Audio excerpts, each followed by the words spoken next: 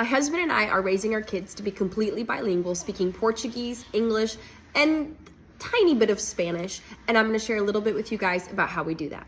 Now, it all starts with when I was a kid. I grew up in Mexico to parents who were Americans who were in Mexico as missionaries planting a church.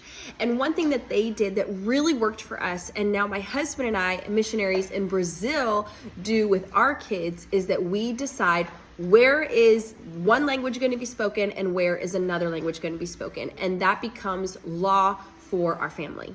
So in our case, what we'll say is this home, our home is the United States of America. The minute you walk through these doors, any show we watch is going to be in English. Any conversation we have is going to be in English. Even when our kids are playing with their toys, I'm always listening, making sure they're playing in English. Why? Because I know the minute they step out the door, they will face Portuguese in school, in church, in any conversation we have.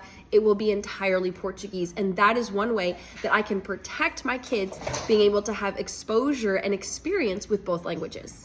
So then as our kids grow and they recognize the two different languages, they'll start asking questions. So our 3-year-old, Olivia, she has been asking a million questions lately about how to say this or that or the other in Portuguese and English, and sometimes even in Spanish. And so then we'll practice with her and we'll say, okay, Olivia, how do you say church in Portuguese? And she'll say igreja. Very good, Olivia. And then we'll switch it. Olivia, what's igreja in English? And then she'll say church.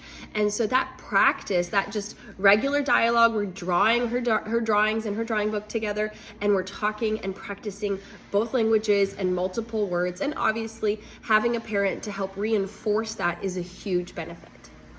If your kids speak multiple languages, I would love to hear what you guys do in your home to help reinforce those languages and even learn more languages. So comment here and let me know.